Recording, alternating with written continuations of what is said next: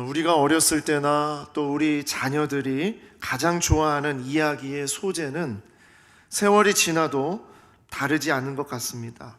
바로 영웅에 대한 이야기입니다. 우리는 어린 시절에 영웅의 전기를 즐겨 읽었습니다. 그리고 지금 우리 자녀들은 히어로가 주인공인 만화나 영화를 즐겨보고 있습니다. 왜 이런 영웅담이 세월이 지나도 인기가 많은 것일까? 그것은 현실과 다른 이상적인 이야기이기 때문이고, 나에게 없는 그런 영웅의 모습을 보며 대리 만족을 하기 때문일 것이다 라는 것이죠. 그런 의미에서 보면 다니엘의 이야기는 우리 신앙인에게 있어서 영웅의 이야기가 아닐까요? 포로로 끌려갔지만 바벨론 왕의 신임을 받고 높은 벼슬 자리에 오른 일, 풀무불에 던져진 새 친구가 살아 돌아온 사건, 굶주린 사자 굴에 던져진 다니엘이 살아남은 이야기는 얼마나 놀랍고 신기한 일입니까? 게다가 다니엘이 본 환상은 얼마나 신비로운 환상입니까? 그래서 다니엘의 이름을 가져다가 다니엘 학습법이 개발됐고요. 다니엘 이름을 딴 다니엘 기도회가 생겼고요. 또 다니엘의 리더십을 연구하는 그런 연구가 얼마나 많이 일어나고 있는지 모릅니다. 그래서 예전에 저는 다니엘 기도회가 너무 유명해져서 그에 버금가는 기도회를 한번 만들어보자 해가지고요. 다니엘 기도회가 아니라 그럼 나는 다니엘의 새 친구 기도회라고 한번 이름을 짓고 한번 기도회를 해본 적이 있는데 잘 되지는 않았습니다. 자, 하지만 다니엘은 그 시작부터 끝까지 어떤 영웅의 이야기를 담아낸 영웅담이 결코 아닙니다. 그리고 다니엘서는 다니엘에 대한 책도 아니에요. 다니엘의 첫 장부터 그 근거를 분명히 비추고 있는데, 이 모든 시절에 어떤 인간도 소망이 없었던 그런 시절을 말하면서 그때는 정말 암울했고 아무런 비전이 없었던 때였다라는 것을 말하고 있어요. 그렇기 때문에 다니엘이나 다니엘의 새 친구들이 결코 영웅이 아니다라는 것을 말하고 있습니다. 자, 그러면 다니엘서가 말하고 있는 주제는 뭘까요? 오늘 그 이야기를 여러분과 함께 나누기를 원합니다. 자, 어쨌든 이 이야기를 우리가 보기 위해서는, 다니엘서를 잘 이해하기 위해서는 등장인물에 대한 배경 지식이 필요할 것 같습니다. 다니엘에 대한 이야기를 그래도 우리는 함께 나눠야겠죠? 자, 주전 722년. 자, 이때가 어느 때였냐? 남유다와 북이스라엘 가운데에서 북이스라엘이 아수르에 의해서 완전히 멸망할 때가 바로 주전 722년이었습니다. 이 모습을 지켜보던 나라가 있었는데 바로 밑에 있었던 남유다가 지켜보고 있었죠. 그걸 보면서 야, 우리 정신 똑바로 차리지 않으면 우리도 적골 나겠다라고 생각을 했던 거예요. 그래서 그런 마음을 가지고 하나님 말씀 앞에 남유다가 제대로 서려고 했어요. 어느 정도 효과가 있었습니다. 왜냐하면 100여 년 정도의 시간 동안 나라를 유지할 수 있었기 때문입니다. 그러나 남유다도 고난이 편안으로 바뀌면서 하나님에 대한 망각과 악한 본성이 합쳐지면서 다시 우상숭배를 하게 되고 가난한 자들을 압제하게 되고 소위 선민의식에 사로잡혀서 우리는 절대로 망하지 않아, 우리는 하나님이 선택한 백성이잖아 라는 그런 것에 착각에 빠지게 되면서 그들은 타락하고 범죄하는 나라로 그렇게 바뀌게 되죠. 자, 그런 가운데 그래도 너무나 감사하게 남유다의 왕들 가운데에서 종교개혁을 일으킨 왕이 나오게 되는데, 그 왕이 요시야라는 왕입니다. 이 왕은요, 남유다의 많은 왕들 가운데에서 선한 왕으로 하나님의 말씀을 붙잡으려고 애썼던 왕으로서는 마지막 왕이 돼요. 바로 이 요시야가 통치할 때 다니엘이 태어나게 됩니다. 그래서 다니엘의 어린 시절, 이 어린 시절은요, 하나님의 말씀을 접할 수 있는 기회가 있었습니다. 종교개혁이 막 일어났기 때문에. 그래서 하나님 말씀 앞에 설 수 있었어요. 어린 시절에 하나님의 말씀을 인격적으로 접할 수 있다는 건요, 정말 좋은 교육이고 정말 중요한 일입니다. 왜냐하면 하나님의 말씀을 접한 인생은 다르게 살 수밖에 없어요. 왜냐하면 하나님이 그를 그렇게 인도하시기 때문입니다. 하나님은 그렇게 다니엘을 준비시키셨던 거예요.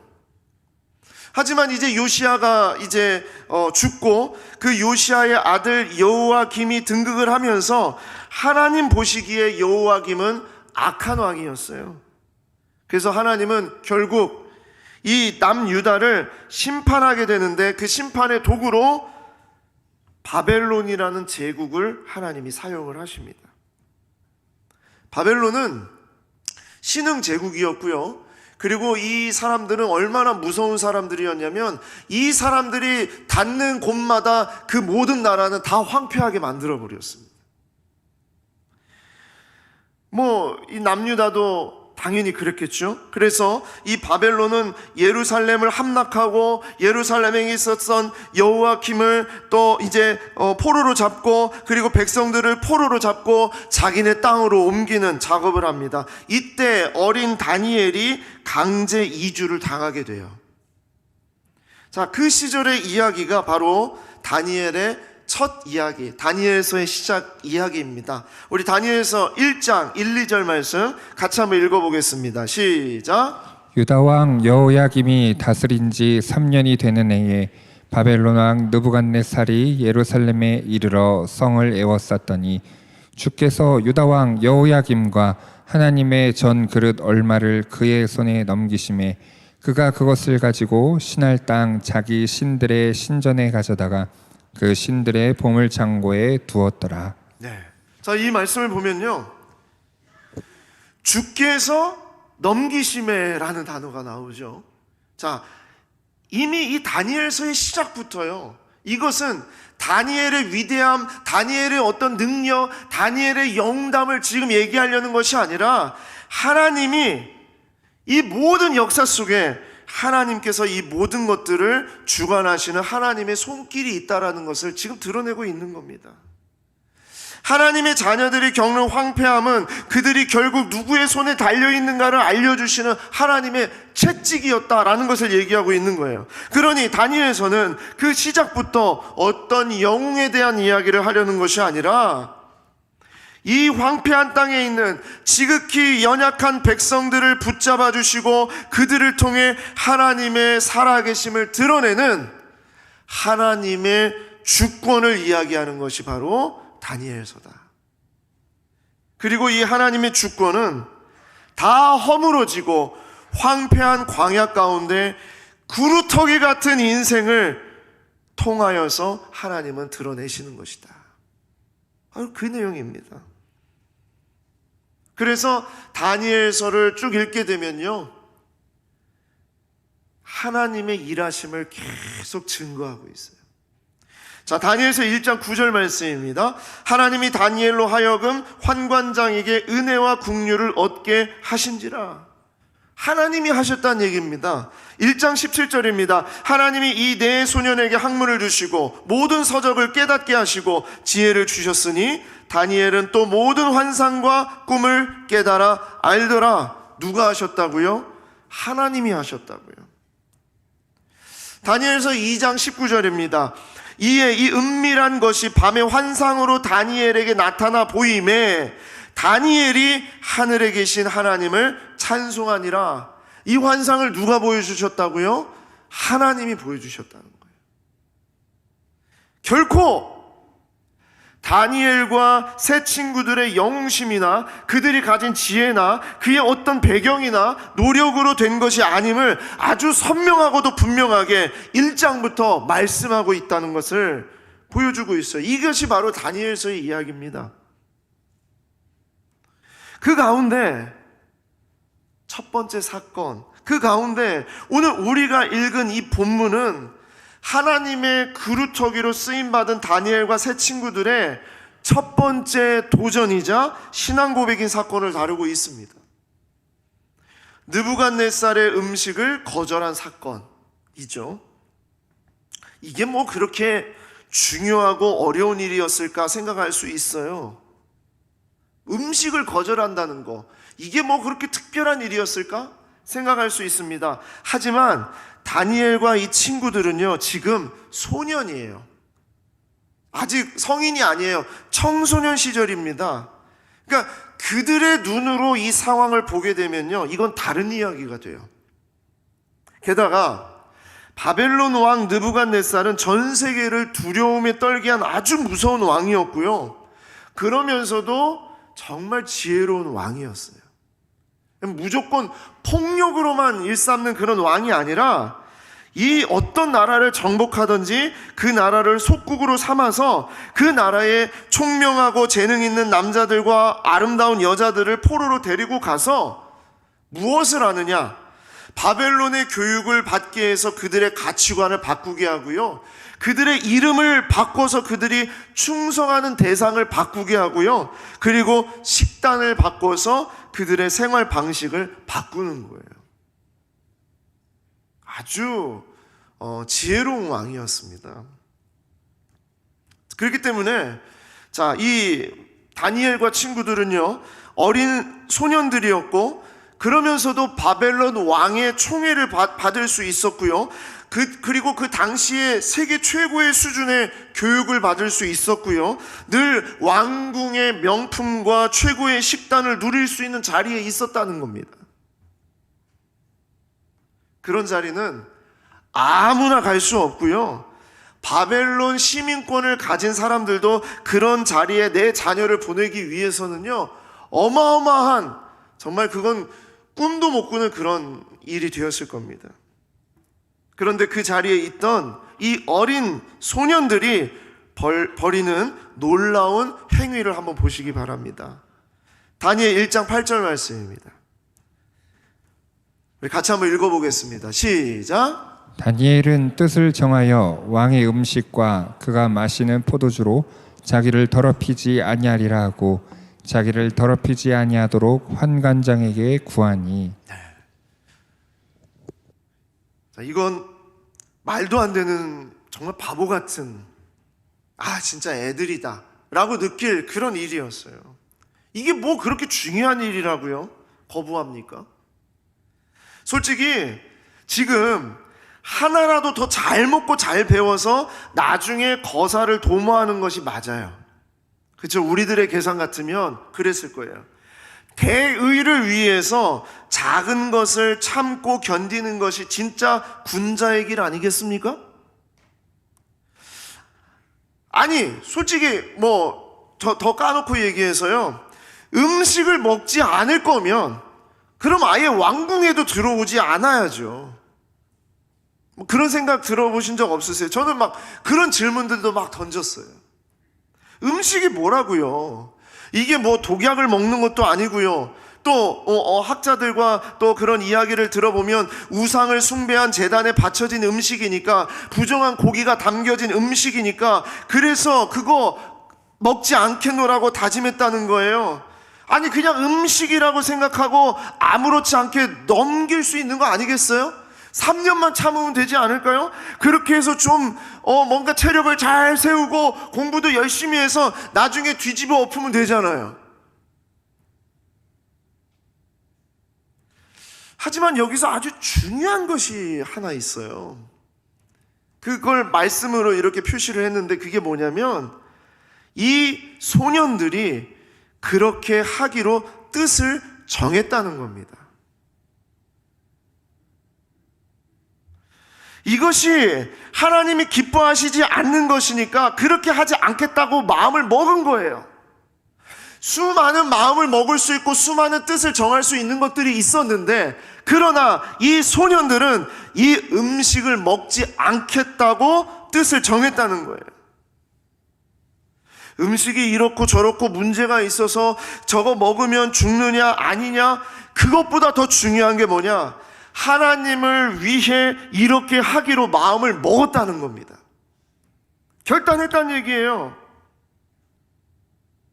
이것이 아주 유치하고 말도 안 되는 소년들의 고백일지 모르나, 이건 하나님이 싫어하시는 것이야라는 자기들 안에 그 분명한 기준을 세워서 그렇게 행동하기로 마음을 먹었다는 일입니다. 어떻게 이 소년들이 이런 걸 이렇게 할 수 있었을까요? 뜻을 정했다. 이게 어떻게 이렇게 나왔을 수 있을까요? 그냥 어쩌다가 감정적인 충동으로 그렇게 된 것이 아닙니다. 이것은 어린 시절부터 요시야 때부터 하나님의 말씀을 붙잡고 왔던, 이 하나님 말씀을 배워왔던 그 모든 일들이, 그런 말씀이 쌓이고 쌓여서 이 말씀을 결국 붙잡게 된 일을 얘기하는 거예요. 그래서 나이도 많고 지식도 많았던 환관장 앞에서 오히려 우리를 시험해 보세요, 우리를 시험해 보세요 라고 얘기까지 할 수 있었던 겁니다. 다니엘서 1장 12절 말씀입니다. 청하오니 당신의 종들을 열흘 동안 시험하여 채식을 주어 먹게 하고 물을 주어 마시게 한 후에 당신 앞에서 우리의 얼굴과 왕의 음식을 먹는 소년들의 얼굴을 비교하여 보아서 당신이 보는 대로 종들에게 행하소서. 며칠을 달라고요? 열흘을 달라는 거예요.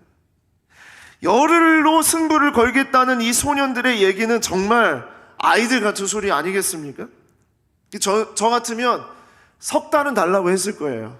머리를 굴려서 어떻게 해서든지 기간을 더 늘려가지고 변화의 큰 차이를 보이게 하려는 그런 발버둥이 있었겠는데, 정말 소년들 같은 얘기예요. 열흘만 달라, 열흘 가지고 승부를 걸겠다. 왕의 진미인 고기와 최상의 포도주를 먹지 않고요, 오직 채소와 물로 승부를 건다는 것은요, 여러분 정말 이건 아이들이 할 얘기예요. 소년들이 진짜 할 얘기라고요. 그리고 딱 열흘 있다가 얼굴을 비교해보라는 그런 대범한 소리까지 하는 거예요. 지금 이 환관장은요, 왕의 말 한마디 한마디에 벌벌 떨고 자기 목숨이 위태롭게 될 것을 지금 두려워하는 존재거든요. 그런데 이 아이들은 얼마나 지금 대범합니까? 그래서 소년들이에요. 대범하죠. 여러분, 아이들이요, 우리 자녀들 키워보신 분들 아시겠습니다만 아이들이 1년 뒤, 10년 뒤 걱정하는 줄 아세요? 아니요. 아이들은요, 내일 일 걱정 안 합니다. 지금 결단하면 그냥 오늘 하겠다고. 이게 아이들의 마음이죠. 이게 소년들의 마음인 거예요. 자, 그런데 환관장은 이 어린 친구들의 말에 왜 설득을 당하게 되는 것일까? 속으로, 아니면 이럴 수 있죠. 어린 것들이 무슨 쓸데없는 소리 하고 있냐, 너희는 지금 포로로 잡혀오고서 무슨 뭘 음식을 가리냐, 그럴 수 있겠죠. 그런데 이 어린 친구들, 소년들의 요청이 단호했고 환관장이 컨트롤을 충분히 할 수 있었던, 열흘이니까, 시간이라는 게 그렇게 긴 시간이 아니니까 이 열흘이라는 시간대 안에서 시험을 해보라고 했기 때문에 환관장은 진짜 어리석은 아이들이다 라는 생각을 가지고 있으면서, 그래, 열흘 한번 해보자 그랬던 것이죠. 자, 그런데 결과가 어떻게 됩니까? 다니엘서 1장 15절입니다. 열흘 후에 그들의 얼굴이 더욱 아름답고 살이 더욱 윤택하여 왕의 음식을 먹는 다른 소년들보다 더 좋아 보인지라. 아니, 열흘인데 달라졌어요. 뒤집어지는 거예요. 이 열흘로 승부가 나는 거예요. 다니엘과 친구들이 정말 똑똑해서 그들이 정말 알아서? 아니요. 이들은요, 그냥 하나님 말씀 순종해서, 어렸을 때부터 붙잡았던 하나님 말씀에 근거해서 뜻을 정한 것이었어요. 그럼 누가 역사하셨냐? 하나님이 역사하셨어요. 다니엘서 1장 17절입니다. 하나님이 이 네 소년에게 학문을 주시고 모든 서적을 깨닫게 하시고 지혜를 주셨으니 다니엘은 또 모든 환상과 꿈을 깨달아 알더라. 누가 이들을 그렇게 인도하셨다고요? 하나님이 하셨다고요. 하나님이. 그리고 나서 그 이후의 말씀은요, 이 네 친구들이 하나님의 손에 의해서 바벨론에서 폭풍 성장을 합니다. 엄청난 성장을 하게 돼요. 3년 동안 이 친구들은요, 하나님의 은혜 가운데에서 지혜가 자라고 건강도 자라고 모든 상황 속에 자라납니다. 그리고 갑자기 21절 말씀 이렇게 말하고 있어요. 다니엘은 고레스 왕 원년까지 있으니라. 자, 이게 1장의 마지막이에요. 다니엘은 고레스 왕 원년까지 있으리라. 그냥 넘길 수 있죠. 다니엘은 그렇게 해서 잘 이렇게 폭풍 성장을 했다, 하나님의 손에 의해서 이렇게 성장했다고 끝낼 수 있어요. 근데 저는 왜 다니엘은 고레스 왕 원년까지 있으니라는 이 단어를 넣었을까 궁금했어요. 그래서 고레스 왕 원년이 언제지? 라고 이렇게 찾아보게 되었죠. 찾아보게 되었는데 이 고레스 왕 원년은요, 주전 536년으로 나와요. 그러면 이게 무슨 얘기냐면요, 이 주전 536년이라는 것은 다니엘이 바벨론의 소년으로 잡혀와서 바벨론에서 산지 69년이 지나야 주전 536년이 되는 거예요. 그러니까 이 얘기는 무엇을 얘기하냐면요, 다니엘은 이 사건부터 시작해서 70여 년 동안 그곳에 다니엘은 있었다라는 것을 얘기하고 있는 거예요. 무엇을 말씀하시는 것일까요? 이건 뭘 얘기하는 것일까요? 이겁니다. 다니엘이 소년이었을 때, 이 친구들과 소년이었을 때 뜻을 정한 그 일이, 소년이었을 때 뜻을 정한 그 일이 다니엘의 모든 인생을 바꾸시는 하나님의 첫 단추였다는 것을 얘기하고 있는 겁니다. 그토록 우리의 영웅처럼 위대해 보이는 다니엘의 인생은 그 소년 시절에 하나님을 위해서 뜻을 정하는 것에서 시작된 것이었다. 하나님은 그 다니엘을 푸르른 시절, 소년의 시절에 하나님을 위해 뜻을 정하는 이 사건으로 하나님은 하나님의 위대한 일을 펼쳐 가셨던 거라는 것을 얘기하려고 하는 것이었다는 거죠. 그래서 저는 오늘 제목을 푸르른 시절에 하나님의 뜻을 정하다라고 그렇게 정해봤습니다. 뭐 음식 거절하고 뭐 그랬던 사건이 뭐가 그렇게 중요한가? 그러나 다니엘서의 저자는 우리에게 그 얘기를 하는 거예요. 바로 그 소년의 시절에 결정하고 그들이 그렇게 하나님을 의지했던 것으로 그들은 70년 동안 바벨론에서 하나님의 은혜 가운데 살게 되었던 것이다. 그 얘기를 하고 있는 것입니다. 그래서 오늘 이 사건은 우리에게 무엇을 말하는 것일까? 이것을 통해서 우리가 지금 정말 우리가 붙잡아야 될 것이 무엇인가? 그것을 여러분과 함께 나누고 싶었어요. 그 첫 번째, 뜻을 정하다는 것은 어두운 현실 속에 함몰되지 않는 마음이다라는 겁니다. 어두운 현실 속에 함몰되지 않는 마음.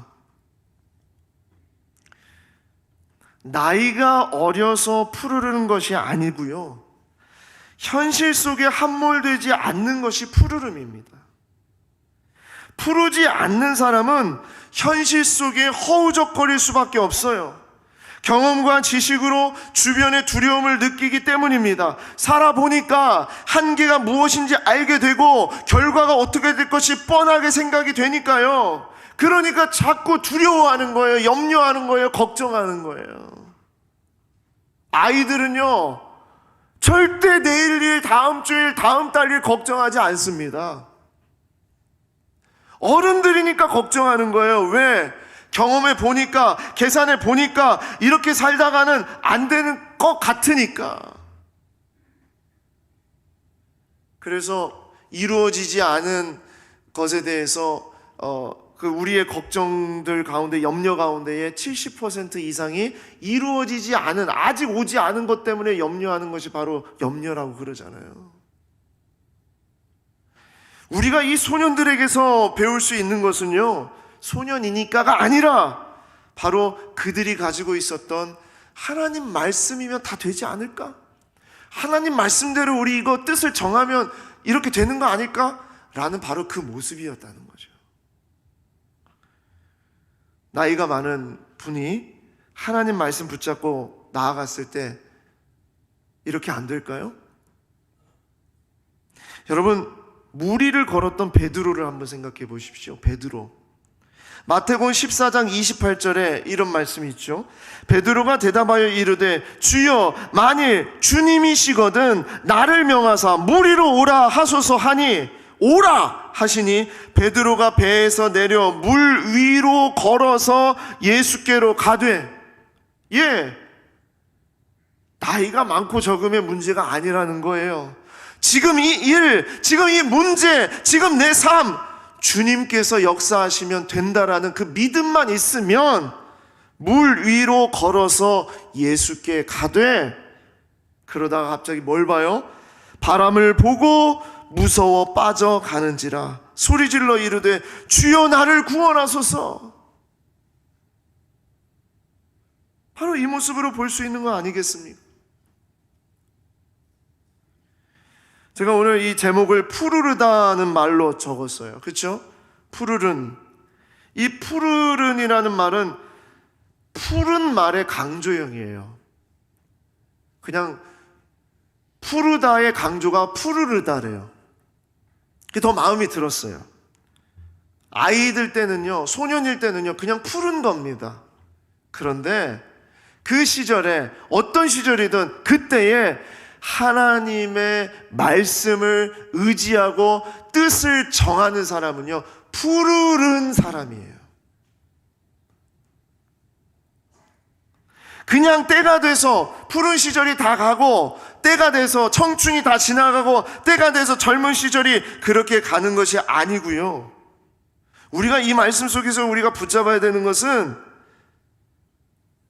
어떠한 상황 속에서, 어떠한 현실 속에서 지금은 어두운 시절이잖아, 다들 다 그렇게 살아가잖아 라는 세상의 시선에 함몰되지 않고 하나님의 말씀을 붙잡고 있었기 때문에 다니엘과 친구들은 푸른 시절이 아니라 푸르른 시절을 살게 된 것이다.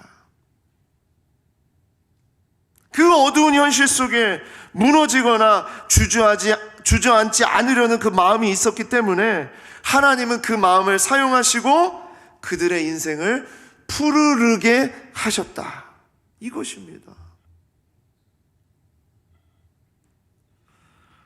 얼마나 우리 주변에 힘든 일들이 많이 있고, 또 여러분 지금 그 두려움과 염려와 걱정 가지고 이 자리에 오신 분들이 얼마나 많습니까? 그렇죠? 어떻게 해야 되나 하고 그런 염려를 가지고 오신 분들 다 있잖아요. 그때 우리는 이 말씀 앞에서 어두운 현실 속에 함몰되지 않는 푸르른 마음을 주여 이 시절이 되게 하여 주시옵소서, 그렇게 여러분 서기를 원합니다. 두 번째로 뜻을 정하다는 것은요, 작은 것에서부터 하나님의 뜻을 정하는 겁니다. 작은 것에서부터. 앞서 말씀드렸습니다만 다니엘과 친구들의 인생 전체에서 바라볼 때 오늘 본문의 뜻을 정한다는 것은 사소한 거고요, 이들에게는 시작점이에요. 그러니까 우리들이 볼 때는 거대한 일이 아니었어요. 그렇죠? 아까도 말씀드렸죠? 큰 일이 아니었어요. 이 정도쯤이야 그냥 참고 견딜 수 있는 일 아니었을까 생각할 수 있는 겁니다. 하지만 다니엘의 어린 나이, 소년 시절과 그 친구들의 상황에서 보면 이 일을 할 때에는요, 아주 어렵고 힘든 결정이었을 거예요. 아직 성인이 되지 않은 시점에서, 그것도 지배국의 왕의 명령을 거절하고 자신의 소신을 굽히지 않는 어리석은 행동이 될 수도 있지 않았겠습니까? 그래서 우리가 이렇게 보게 되면요, 그들의 입장에서 바라보게 되면요, 굳이 꼭 그랬어야 됐는가? 라는 생각도 하면서 이 친구들, 다니엘과 친구들은 그 작은 것에 진짜 고민을 많이 했고, 그들은 그것이 작은 것이 아니라 그들에게는 그것이 아주 큰 것이었구나, 그거를 보게 될 수 있는 겁니다. 하나님의 일하심은 작은 것에 충성하지 못하면 큰 것에 충성할 수 없는 것이에요. 이게 하나님의 일하심입니다. 특별히 믿음이 세상의 벽에 딱 가로막혔을 때 타협하는 생각이 막 들죠. 그때에 큰 것을 위해 작은 것을 희생하는 것 정도, 대의를 위해 사소한 것을 무시하는 것, 우리가 이것을 아무렇지 않게 할 때가 얼마나 많습니까? 이게 세상에서 말하는 방식 아니겠습니까? 그리고 우리가 막 머리를 굴려서 생각할 때 그렇게 생각하지 않겠습니까? 하지만 다니엘과 친구들은 세상의 방식을 따르지 않는다는 것이에요. 아주 작은 것에서부터, 그들에게 있어서 그것이 최선인 그 상황에서부터, 소년일 때부터 하나님의 뜻을 따라 정했다는 거예요. 하나님은 큰 일을 했느냐 아니냐로 하나님은 하나님의 자녀들을 바라보시는 것이 아니다라는 것이죠. 얼마 전에 세 가족 한 분을 만났어요. 이 세 가족이 그러시더라고요. 목사님, 저는 헌금을 어떻게 하는 것인지 몰랐습니다. 그래서 나중에 사업이 잘 돼서 큰 돈이 들어오면 그때 크게 드리려고 저는 그렇게 마음을 먹고 있었습니다. 근데 헌금은 지금 제가 낼 수 있는 이 범위 안에서 뭐 10,000원, 20,000원 이렇게 헌금을 이렇게 하는 건지 몰랐다는 거예요. 얼마나 귀한 마음입니까? 그렇죠? 정말 귀한 마음이죠. 그래서 제가 그랬습니다. 우리 하나님은 얼마나 크냐 작냐, 얼마나 크게 냈냐 적게 냈냐, 그걸로 하나님은 우리를 바라보지 않으십니다. 하나님이 보시는 것은 그 마음의 시작부터 어떻게 하는지를 보신다는 거예요. 모든 물질의 주인이시고 온 우주의 모든 주인이신 우리 하나님이 돈이 없겠습니까? 우리가 드리지 않으면 굶으시나요? 하나님은 결핍의 하나님이 아닙니다. 그렇지 않으시죠? 우리가 또 합리화하고 우리가 또 이렇게 대충 넘어가면서 이렇게 마음에 갖는 그런 생각 중에 하나가 이런 거 아니에요? 하나님, 나 성공하면 그때 하나님께 헌신하겠습니다. 하나님, 저 합격하면 그때 헌신하겠습니다. 하나님, 제가 돈 벌면 그때 드리겠습니다. 우리가 그렇게 얘기하지 않습니까? 아닙니다. 10만 원, 단돈 10만 원을 벌 때부터 하나님 앞에 이것이 모두 하나님의 것임을 고백하면서 단 1만 원을 드리는 사람이 10억을 벌어도 11조를 드릴 수 있는 거예요. 조금 바쁠 때, 그때에 시간을 내어서 예배하는 자가 진짜 바쁠 때 시간을 내어서 예배하는 자가 되는 겁니다. 소년의 시절에, 어린 시절에, 그때에 하나님 앞에 그 작은 것을 드리는 자가 나중에 위대한 자리에 가고 큰 자리에 갔을 때 하나님 앞에 그 자리를 드릴 수 있는 겁니다. 정말 중요한 것은 큰 거를 냈냐 작은 것을 냈냐, 큰 일을 냈냐 작은 일을 냈냐가 아니라 그 하나하나에 들어가는 마음이 어떤 마음이었느냐, 그 작은 것 하나에 어떤 마음을 담고 그렇게 결정을 했느냐, 하나님은 그 중심을 보신다는 겁니다. 소년이었을 때 뜻을 정하는 자가 높은 자리에 올라가서도 하나님 앞에 뜻을 정할 수 있다라는 것. 그 이야기를 우리에게 지금 하고 있는 거예요. 다니엘서 1장은 우리에게 그 얘기를 전해주고 있는 거예요. 야, 어렸을 때, 소년이었을 때 어떻게 저런 일을 했지? 야, 정말 믿음 좋다. 나는 이제 끝났잖아. 나는 나이가 많이 들었잖아. 그거 느끼게 하려고 1장을 우리에게 주신 것이 아니라 지금 시작해라. 지금이 푸르는 시절이다. 바로 지금 하나님 앞에 결정하는 그 작은 것이 앞으로 10년, 20년, 30년 뒤에 하나님 앞에 드릴 수 있는 인생이 되는 것이다. 그 얘기를 하고 있는 겁니다. 마지막 세 번째로, 뜻을 정한다는 것은 하나님의 주권을 바라보는 시력을 키우는 것이다. 하나님의 주권을 바라보는 시력을 키우는 것이다. 앞에서도 말씀을 드렸습니다만 우리는 다니엘의 이야기를 보게 되면 그 이야기를 이끌어가는 그 사람들이 주인공인 것처럼 그 사람의 초점에 맞춰서 나도 그런 영웅이 되기를 바라게 되죠. 그래서 어쩌면 다니엘 기도회와 같은 유명한 집회를 통해서 나도 다니엘처럼 되기를, 나도 다니엘처럼 결단하기를 그렇게 바라는지도 모르겠어요. 저는 다니엘 기도회를 소중하게 생각합니다. 저도 다니엘 기도회를 같이 보고요, 그 앞에서 은혜를 받고 저도 정말 하나님 말씀 앞에 서게 되게 돼요. 그 기도회가 나쁘다는 얘기가 아니라 우리의 시선이, 우리의 시각이 그 영웅에, 사람이라는 영웅에 빠지는 것, 그것이 잘못됐다는 거죠. 다니엘서의 가장 중심으로 드러나는 주제는 바로 하나님의 주권입니다. 하나님이 하신다는 거예요. 하나님이. 다니엘과 세 친구들의 이야기가 저에게 주는 엄청난 도전이 바로 그것이었습니다.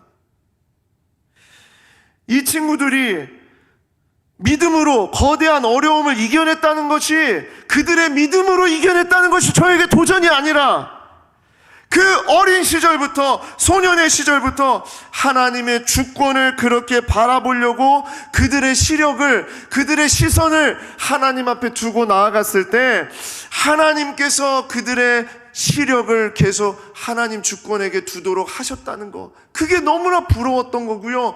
그런 삶이 나의 삶이 되기를 원합니다라고 고백하게 되는 것입니다. 다니엘과 친구들은 자신들의 지혜와 자신들의 힘을 의지하지 않는 법을 배웠고요, 그 모든 상황 가운데에서 겸손히 매달리면서 기도하는 방법을 계속 찾아갔습니다. 그들의 소년 시절부터 그랬다는 거예요. 저는 이게 너무나 도전이 되었고 정말 그 은혜를 이루 말할 수 없어요. 제가 이 설교를 준비하면서 생각나는 친구들, 저에게도 그런 친구들이 있구나라는 것을 이렇게 생각하면서 좀 나누고 싶었습니다. 대학생 시절에 교회에서 만났던 친구들인데 서로 다른 어려움을 겪고 있던 그런 시절에 만났던 저 말고 3명의 친구, 그래서 우리가 합해서 4명이거든요. 이 4명의 친구들이 있습니다. 어느 날 참 힘들고 어려운 일을 저마다 다 겪었어요. 우리 청년들처럼 막막한 미래를 생각하면서 정말 우리는 어떻게 살아갈 것인가, 하나님이 우리에게 어떤 인생을 주실 것인가 너무나 막막했던 그런 때가 있었어요. 그러면서 4명이 우리가 그 예배당에 모였습니다. 예배당에 모여가지고 고개를 푹 숙이고, 우리 정말 어떻게 하지? 너무 힘들다, 어렵다. 다 그 삶이 참 막막한 거예요. 그랬는데 누군지 모르겠는데 한 친구가 그랬어요. 저였는지 저 모르겠어요. 누군지 모르겠는데, 야, 우리 이러지 말고 우리 그 앞에 강대상 위에 올라가서 우리 넷이서 같이 손잡고 함께 기도하자, 제안을 했어요. 그래서 넷이 이 강대상 올라와가지고요, 넷이 서로를 바라보고 동그랗게 앉아서 무릎을 꿇고 앉아가지고 넷이 같이 서로 손을 잡고서 넷이 그때 하나님 앞에 부르짖었어요. 하나님, 우리에게 어떤 인생이 펼쳐질지 모르고 우리는 지금 너무나 힘들고 어려운 시절을 살아갑니다. 누구를 만나 결혼을 할지도 모르고 어떤 가정을 세울지도 모르고 어떤 길을 갈지도 모르는 그런 상황에서 하나님, 막막합니다. 전적으로 하나님 앞에 할 수 있는 건 우리가 이거밖에 없습니다 하고 넷이서 거기서 같이 기도를 드렸어요. 근데 놀라운 일이 무엇이냐? 그 기도의 시작부터 25년 정도가 지난 지금까지 우리 넷은요, 매일마다 기도하는 친구가 되었어요. 매일마다 기도하는 친구. 어려운 게 사라졌을까요? 아니요. 여전히 어렵고 힘들고 뭐 직장에서 어렵고 또 가정 가운데 어려운 일을 당하게 되고 힘든 일을 당하게 되고 그런 일들이 지금도 많아요.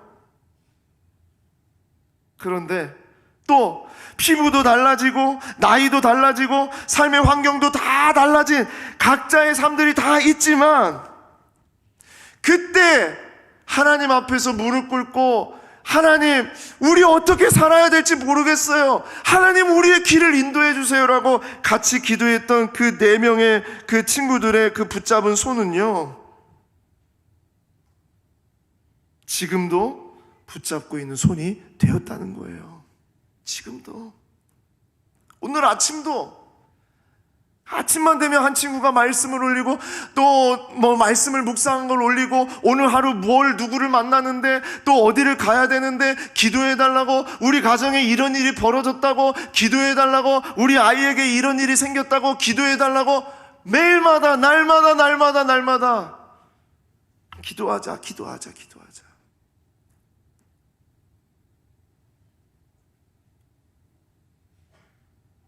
그렇게 하나님 앞에 그때부터 뜻을 정해서, 기도하는 뜻을 정해서 살아온 삶이 지금까지 계속된다는 것을 나누고 싶었어요. 오해하지 마십시오. 자랑하려고 말씀드리는 것이 아닙니다. 이젠 여러분은 늦었습니다, 이 얘기하려고 말씀드리는 것이 아닙니다. 지금도 결코 늦지 않았다는 것을 말씀드리는 겁니다. 푸르른 시절은 나이와 아무런 상관이 없어요. 그리고 지금도 하나님의 뜻을 정해서 함께 기도할 수 있는 사람이 있다면 그 인생은 푸르른 시절이라는 것을 말씀드리고 싶은 거예요. 다니엘과 친구들은 소년 시절에 시작을 했어요. 저와 친구들은 20대의 시절에 시작을 했어요. 어떤 분은 40대에 시작을 할 것이고요, 어떤 분은 60대에 시작을 할 것이고, 어떤 분은 80대에 시작할 수도 있습니다. 중요한 건 지금부터 뜻을 정하느냐 아니냐는 거예요. 지금 뜻을 정하느냐 아니냐. 지금이라도 뜻을 정하여 함께 기도할 수 있는 친구가 있다면 하나님은 반드시 하나님의 주권을 바라보는 시력을 키워가도록 인도해 주실 줄 믿습니다. 너무나 흔한 말이고 너무나 잘하는 말인데 못하는 거 시작이 반입니다. 아무것도 안 하면 아무것도 할 수 없다. 그렇죠? 너무나 잘하는 말 아니겠습니까? 하나님이 왜 다니엘 1장을 우리에게 주셨어요? 지금 시작해야 된다라는 거예요. 지금 시작해야 된다. 저는 사진 찍는 걸 정말 좋아합니다.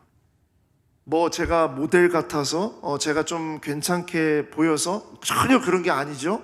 보시면 아시겠죠? 예, 전혀 그런 게 아닌데, 제가 우리 성도들 가정을 신방할 때 저는 꼭 사진을 찍자고 그래요. 그래서 그 신방에서 아니면 모임에서 사진 찍은 그 사진을요, 우리 교회 홈페이지 영광소식이라는 그 메뉴로 가시면 스케치에 성도들과 함께 찍은 사진들이 매주마다 업데이트에 올라옵니다. 예, 여러분 가서 보십시오. 너무나도 예쁘고 아름다운 우리 성도들의 모습들을 볼 수가 있어요. 왜 그러냐? 사진을 찍자고 하면 어떤 분들이 그렇게 얘기를 하세요. 아니 목사님, 저는 지금 얼굴도 쭈글쭈글하고 예쁘지도 않는데 사진 찍어서 뭐 하나요? 그렇게 말씀하시는 분들이 많습니다. 근데 저는 이렇게 말씀을 드려요. 그분들에게 지금이 가장 젊을 때입니다. 지금이 가장 예쁠 때고 지금이 가장 멋질 때예요. 사진 찍기 가장 좋을 때입니다. 왜냐하면 우리의 인생은 과거로 가는 인생이 아니라 미래로 가는 인생이기 때문이에요. 그러니까 지금이 가장 젊은 거예요. 가장 멋지고 아름다운 시절입니다. 여러분 5년 뒤에, 10년 뒤에, 30년 뒤를 생각해 보면요, 오늘은요 가장 예쁠 때예요. 그렇게 얘기를 드리면 거의 열의 9은요 사진을 함께 찍자고 말씀하세요. 제가 이 이야기를 드리는 이유는 다니엘서 1장의 이 말씀을 우리에게 주셨을 때, 야, 나도 젊었을 때 저랬으면, 나도 소년이었을 때 저랬으면 어땠을까? 그거 알게 하려고 주시는 것이 아니라 바로 우리의 푸르른 시절은 오늘이다, 지금이다. 지금부터 뜻을 정하면 하나님의 주권의 그 인생을 바라보게 하도록 하나님이 우리의 시력을 강하게 하실 것이다. 그 얘기를 하려고 하는 거예요. 사랑하는 성도 여러분, 다니엘과 친구들의 이야기는 우리에게 엄청난 푸르름과 생명력을 전해주고 있습니다. 그 이야기는요, 지금이 가장 푸르른 시절이고 지금이 바로 하나님을 위해 뜻을 정하는 때라는 거예요. 그 얘기를 하고 있는 것입니다. 나이가 어떠하든 상황과 조건이 어떠하든 심지어 병원에 계실 수밖에 없는 연약한 육체를 가지고 계신다 하더라도 이 어려운 시절에 현실 속에 함몰되지 말고 작은 것에서부터 뜻을 정하여 하나님의 주권을 바라보는 시력을 키워가는 그 시작은 바로 오늘부터, 지금부터, 나로부터 시작되는 것이라는 것을 말씀하고 있는 것입니다. 앞으로의 인생은 무엇에 달려있냐? 하나님이 우리의 이 결정 속에 우리의 뜻을 정하는 것에 달려있어요. 하나님이 그 뜻을 정한 것을 보시고 하나님의 일들을 이루 가실 거예요. 정말 그걸 바라보는 겁니다. 영웅은 다니엘과 세 친구가 아니라 그런 인생을 살게 하시는 우리 하나님이 진짜 영웅이신 겁니다. 그 하나님을 의지하고 여러분 오늘 결정하시기를 바랍니다. 무엇이든지 내가 지금 할 수 있는, 뜻을 정할 수 있는, 하나님의 말씀 앞에서 정할 수 있는 그거 시작하시기 바랍니다. 지금이 바로 가장 푸르른 시절이고요. 지금 하나님을 위해 뜻을 정하십시오. 그리고 그 뜻을 정하는 그 일을 통해 하나님은 놀랍고 아름다운 남은 인생을 살아가도록 인도해 주실 줄 믿습니다.